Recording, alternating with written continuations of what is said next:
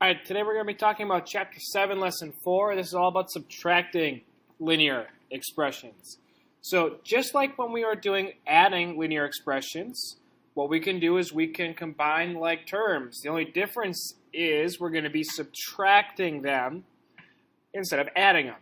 So again, we can do it either way, the vertical method, which looks like this, or the horizontal method. Remember, subtracting anything inside parentheses means everything's being subtracted, so it'll look like this. In any case, 4x minus 3x would just be 1x, and 5 minus 1 is still going to be a plus 4. Same thing here. I can rearrange my expression. So I subtract like terms, so I have 4x minus x, which is x, 5 minus 1, which is 4, and that's positive. So either way, I'll still get the exact same answer out. Same thing with example 2. Vertical method, I could use 4x minus 6 minus 2x minus 4. Be careful, 4x minus 2x is 2x, but negative 6 minus a negative 4 is a negative 2. Using the horizontal method, I'd have 4x minus 6 minus 2x minus a negative 4, which is a plus 4. Rearrange my terms. 4x minus 2x is 2x. Negative 6 plus 4 is going to get me a negative 2. Regardless, the answers will be the same. Number 3, be careful with this one. I have negative 7x minus 6 minus 7x. So negative 7x minus 7x is a negative 14x.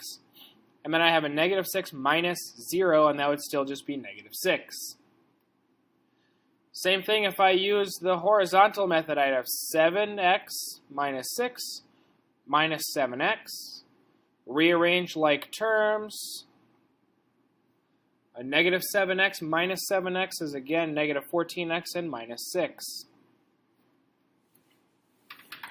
Now, if you think or remember back all the way to our integers chapter when we were looking at adding the opposite or adding inverses, where we had a positive 2 adding a negative 2, those created a zero pair. Same thing here. If I look at 3 minus 4, that's the same as 3 plus negative 4. It can also work for expressions. So let's look at example number 4 here. I'd have 12x plus 8 minus 6x plus 2. If we rewrite that as addition, I'd have 12x plus 8 plus, and everything inside becomes its opposite, so let's see, negative 6x plus negative 2. I can then rearrange everything, so I'd have 12x plus negative 6x plus 8 plus negative 2. 12x plus negative 6x is 6x. 8 plus negative 2 is 6, which is positive. And really, if I look at it, 12x minus 6x is 6x. 8 minus 2 is 6. When it comes to something as simple as this, rewriting as addition problem is not necessarily the best. However, when we look at example 5, it's significantly easier to help us in this case. So if I rewrite this as an addition problem, plus, everything inside becomes its opposite. So negative 6x becomes 6x, minus 1 becomes plus 1. I can now rearrange my numbers. Negative 5x plus 6x is x. Negative 9 plus 1 is negative 8. All of this is incredibly helpful when we are coming to subtracting linear expressions because we can change them into addition of linear expressions, which we know how to do.